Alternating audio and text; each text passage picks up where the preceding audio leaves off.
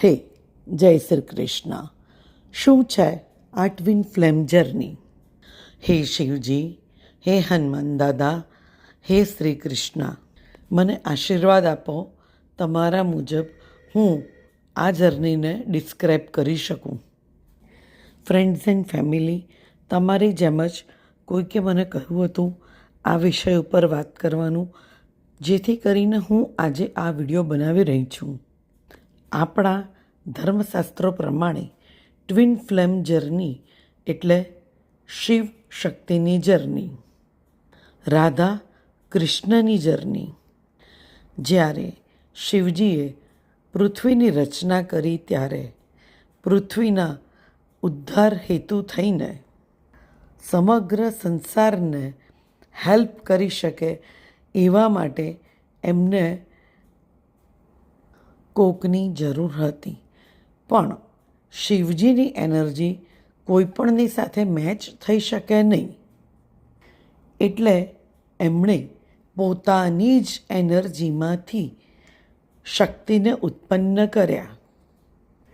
પોતાનું જ રૂપ, પોતાનું જ અડધું અંગ એટલે કે અર્ધાંગિની. અર્ધનારીશ્વર આપણને બધાને ખબર છે, અને આપણને બધાને ખબર છે કે અર્ધનારીશ્વરના રૂપમાં શિવ અને શક્તિ બંને એક જ છે. આપણે કહીએ છીએ દો જિસ્મ એક જાન. અર્ધાંગિની પોતાનું જ એક રૂપ, પણ એક હોવા છતાં જુદા અને જુદા હોવા છતાં એક, જેનો મેઇન ઉદ્દેશ્ય જગત કલ્યાણનો, સંસારને હેલ્પ કરવાનો. જગત કલ્યાણ હેતુ જ મા શક્તિએ શિવજીથી અલગ થઈ પ્રજાપતિ દક્ષના ત્યાં સતી રૂપે પુત્રીના રૂપમાં જન્મ લીધો. એમણે માનવ સ્વરૂપે સતી રૂપમાં જન્મ લીધો. શિવ શક્તિ જર્ની એટલે તપ, ત્યાગ અને તાંડવ. જ્યારે મા શક્તિ સતીના રૂપમાં જન્મે છે ત્યારે એ પોતે ભૂલી જાય છે કે પોતાનું અસ્તિત્વ શું છે, પોતે કોણ છે.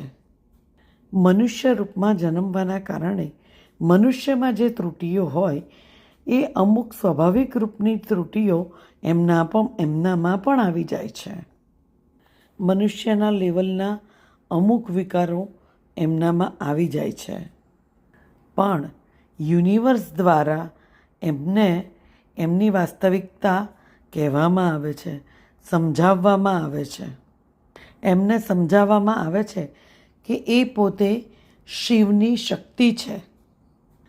જ્યારે એમને વાસ્તવિકતાની ખબર પડે છે ત્યારે શિવજીની શક્તિ શિવજીની એનર્જીને મેચ કરવા માટે તપ કરે છે, જેથી એ શિવજીના લેવલના બની શકે અને એમની સાથે રહી શકે.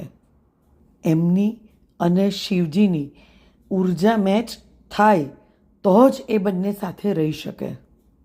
અને એ ઉર્જાને મેચ કરવા માટે વન બાય વન એમણે પોતાની અંદર ઇનર વર્ક કરીને પોતામાં રહેલી ખામીઓ ઉપર કામ કરવું પડે. પોતાના માઇન્ડ, બોડી અને સોલ સાથે અલાઇન થવું પડે, અને પોતાના માઇન્ડ, બોડી અને સોલને યુનિવર્સ સાથે પણ અલાઇન કરવી પડે. શિવજીની સાથે મળીને સોલ પર્પસ પૂરું કરવા માટે એમણે યુનિવર્સના ગાઈડન્સ પ્રમાણે ચાલવું પડે, સ્ટેપ બાય સ્ટેપ. યુનિવર્સની દરેક પરીક્ષાઓમાંથી પસાર થવું પડે અને પોતાની જાતને તપાઈ તમામ પરીક્ષાઓમાંથી બહાર નીકળી પોતે ખુદ શિવજીના લેવલના થાય છે. એટલે આવી રીતે એ આખી જર્નીને શિવ શક્તિ જર્ની કહી છે.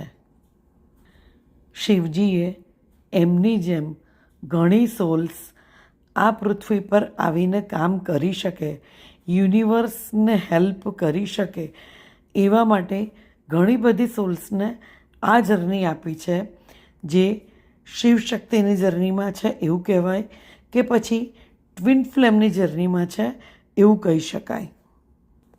આ એક ઉચ્ચ લેવલની આધ્યાત્મિક જર્ની છે, જેમાં બે આત્માઓ એકબીજાને હેલ્પ કરી, આત્મિક ઉદ્ધાર માટે પ્રોત્સાહિત કરી, પોતાની અંદરની ખામીઓને સમજી એના ઉપર કામ કરી, યુનિવર્સ સાથે અલાઇન થઈ અને સોલ પર્પસ કરે છે.